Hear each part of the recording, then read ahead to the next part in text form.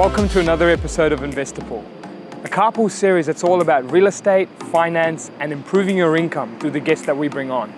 Today, I have Gurdev from Paras Baz joining us. Paras Baz is a boutique real estate sales agency, property management, and finance company all in one. They are leaders in the Northwest and Hills District of Sydney, and I look forward to getting Gurdev to share his insights with you all today. Gurdev, thanks for joining me on another episode of InvestorPool. No problem.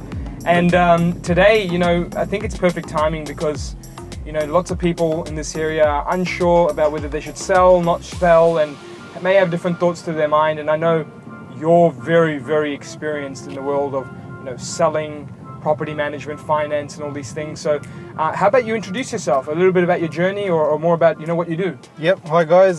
So basically a bit about myself.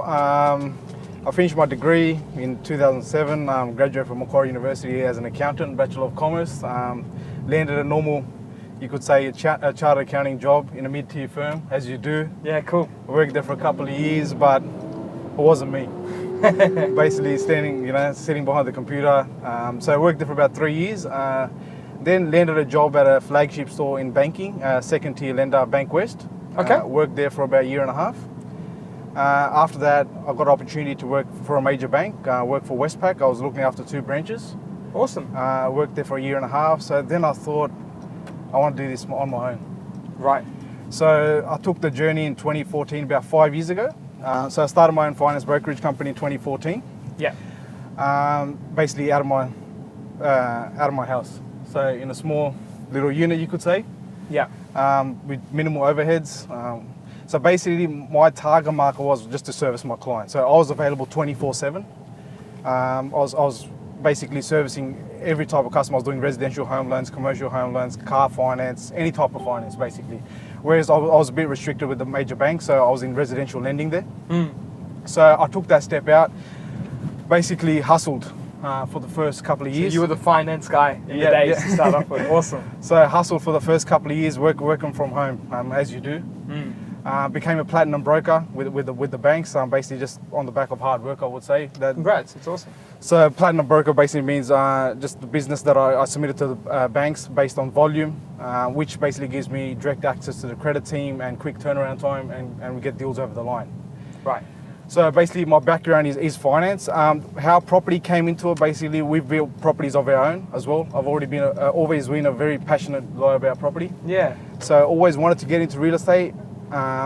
So when I was doing finance, I had a need for my customers where we were basically I was referring my existing database to other agents out there. But the feedback that I was getting from my customers, they weren't happy, like what the service they really wanted. So I thought to myself, there's an opportunity here. There's a gap in the market where I can service my existing clientele. So about a year and a half ago, I thought, the time is right, I've got to open my own real estate. So basically, we went about and opened our own real estate agency firm. I wanted to be boutique, independent. I didn't want to get a franchise. So a year and a half, I took that step, bought our own office here in Norwest Business Park. And we set about starting our journey. So in essence, my wife joined me in about a year and a half ago. So basically, she was a marketing manager at leading multinational shopping centres throughout Sydney. So she had the experience. So I thought, here's an opportunity, and let's pounce. So my wife resigned from her job, I think, about two years ago today. And now you're a husband and wife combo. Husband and wife, a husband and wife team. You could say power couple, power agents. And so from this journey. Now you're looking at, I guess, the time of entering into the Sydney space. Yep. But what's really interesting about you guys is, in all market movements, you've really found a way to deliver results. Yeah. What do you feel should sellers really start considering out there, where in today's Sydney environment, if they're looking to sell and get the best bang for their buck, how are you guys consistently delivering that? So basically, look, when we entered the market, started last year, the market wasn't the best. It was already it was in a declining market where we entered. So we saw a gap in the market, especially the way prestige properties were marketed. So the where we really pride ourselves is on video and marketing presentation. especially for the high-end properties. So a number of the properties we sold last year was on the back of the marketing campaign we ran. So as an agent, there's two things we can control. That is the marketing campaign and the negotiation. I feel if an agent does that to their best potential in any market, they'll get the top dollar. That is our control. And the rest looks after itself. So currently we hold the Northwest Suburb record, 2175. Awesome. Which we cracked last year, and we've had a number of record sales last year. We've been selling this year as well. So at the end of the day, if an agent can deliver what they promise in their essence, they present the property right, they negotiate it right, you'll get top dollar. It doesn't matter what the market is. And I think what really I've noticed is that there is an emotion that you bring out when you really market it well. Definitely. And the presentation's there, because for these types of properties, these aren't your investors trying to buy these types of properties, right? These are like once in a lifetime purchases for some of the customers. So we obviously, the way we present it, a number of the properties we have sold, the customers have come in, they've looked at the video presentation, they've the property has already been sold to them. When they've come to the open home, they just tick the box and it's sold. You know what I mean? So basically that's, I think, where we have the edge. And obviously we do the finance. So we've got our in-house finance team. So if a deal was to fall over for finance, we won't let that happen. So do you feel then that way, like people are out there considering selling and they've got that, well put together property? Yep. The fee or whatever it is to sell something, that from the sounds of it needs to be in the back of their mind, and what that presentation really needs to be number one. Exactly. In today's market, presentation and negotiation has to be lethal to get top price. The time has gone in 2015, 16 when the market was hot, you list and the property was sold. Now obviously an agent has to hustle, has to work hard to get the deal over the line. I think that's such a good point, because it really helps people shape the expectations around there's more to it than just what the percentages that we sell at or what sort of thing from there. Exactly. So basically our initial thought process was we want to service our existing clientele. Yeah. So, but what has happened with on the back of our record sales last year and the way our business has grown significantly, which we didn't thought would exponentially the way it has gone, we are basically now growing. We're servicing other clients outside our existing database. So touch wood, keep rolling. And if you're someone who's in that place at the moment and they're trying to break down why or who they should use as a real estate agent, what are some things that you can help sellers start to think about when they're trying to pick out who that right sales agent should be? So basically, obviously, every potential vendor looks at an agent's track record, right? That's number one. They go on realestate.com, look how many properties sold. Most vendors, in my eyes, they start to pick an agent 6 months out or even 12 months out before they potentially list with that agent. The way me and my wife, we work is we do everything with our heart and soul. So basically, obviously, we are boutique, we are family owned, and we're tailor-made. So obviously, we offer a tailor-made solution for each and every customer. It's not a cookie cutter approach. So we pick and choose our listings a little bit as well, because we want to give our 110% for whatever listing we get.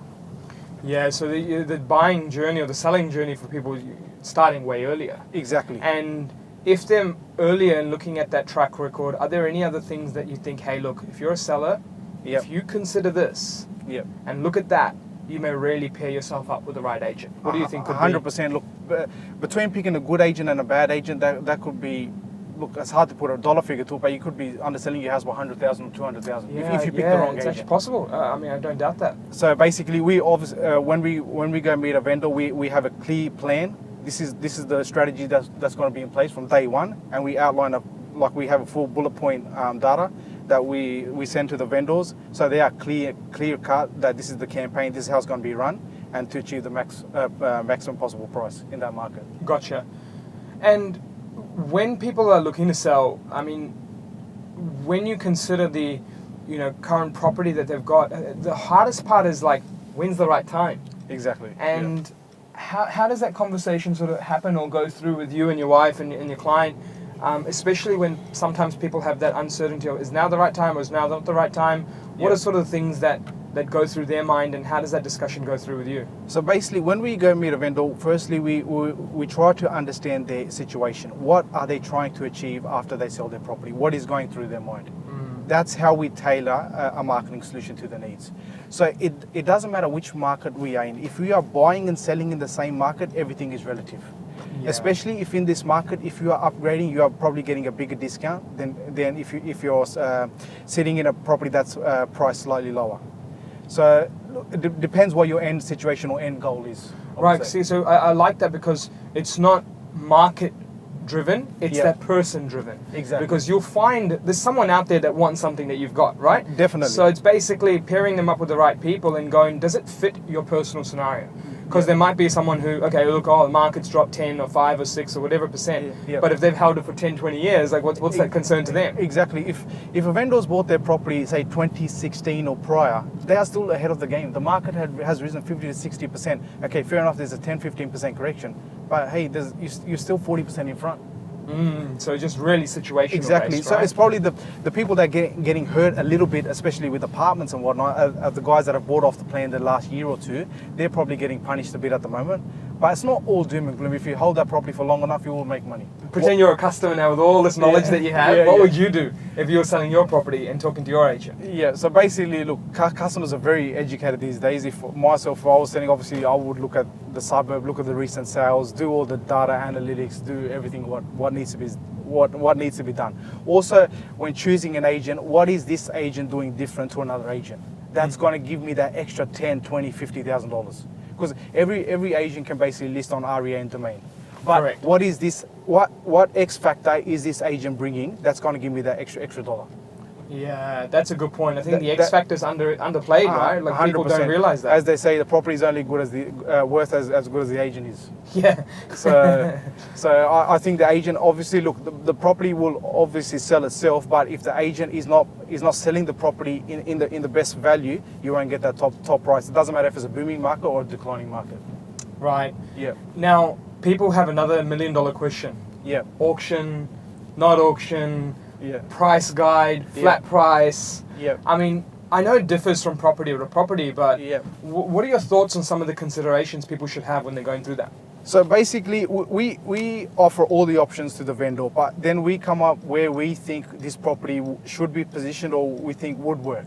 But we have seen when we take a property to private treaty, for example, and we see interest, there's great interest in the property, we can sometimes convert that into an auction campaign because that is in our hands. Right. Or are we doing expression of interest campaign, 5 weeks, just to create the urgency?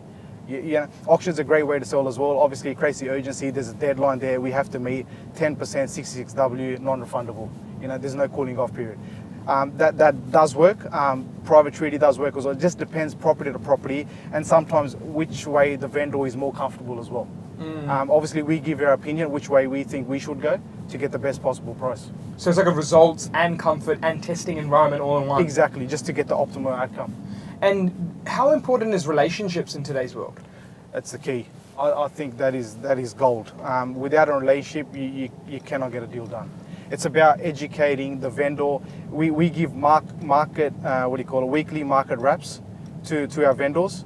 What feedback we're getting from the open homes on Saturdays. We tell them this is exactly the feedback we are getting. This is what's being said about the property. So they are directly kept in the loop throughout the whole campaign.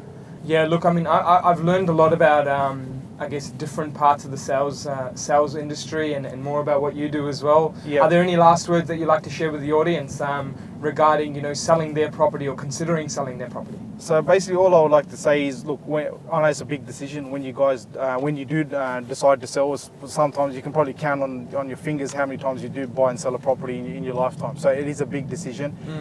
You would want to pick an agent that has market knowledge but is hungry, is willing to go the extra mile, especially in this market, to get you that top dollar.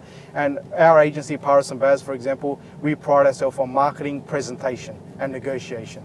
And it's me and my wife, the way we operate around the clock service. And the kids as well, they're in there as well. So our agency, Paras Baz, is named after our 2 sons, Paras and Baz. So it is family owned. So it's one family selling another family's home. So there is that personal touch to it. And we go the extra mile to basically get you the top dollar. Mate, thank you so much for coming on. No worries. That's another episode of InvestorPool and a wrap. No worries. Thanks.